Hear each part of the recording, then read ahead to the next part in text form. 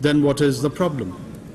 In our context, it is the means of implementation, finance, technology, and capacity building support. Finance is and will always be the key enabler for climate action. Financial needs of developing countries are way more than the unfulfilled US $100 billion pledge. Even to fulfill less than half of their existing nationally determined contributions, they need US $6 trillion by 2030. And developing countries are being told that their NDCs are not ambitious enough.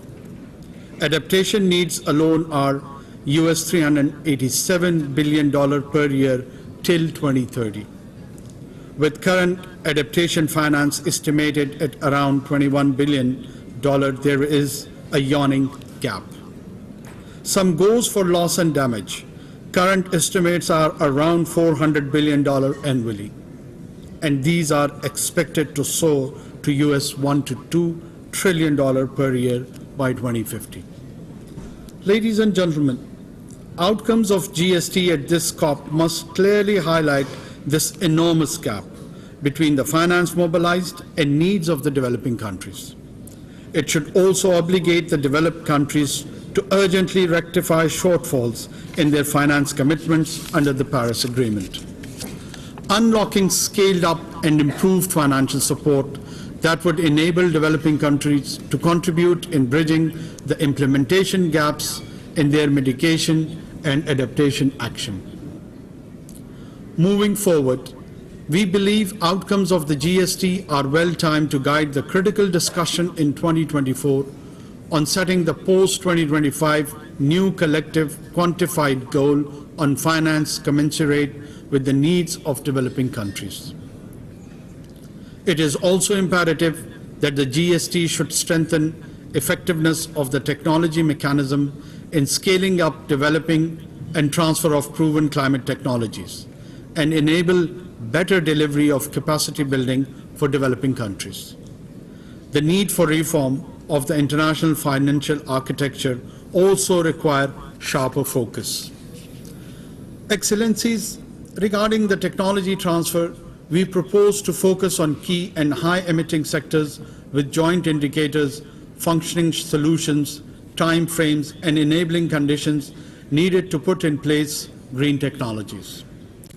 Ladies and gentlemen, on capacity building, we require scale-up support to developing countries and greater coherence and coordination across the United Nations system.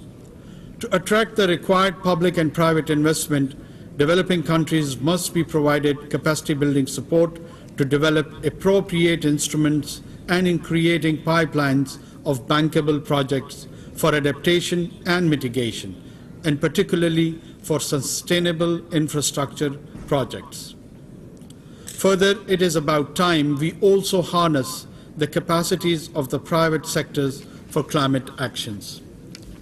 I hope our deliberations here and throughout the COP can result in an ambitious outcome on the means of implementation, which is equitable and responsive to the needs of developing countries. I thank you.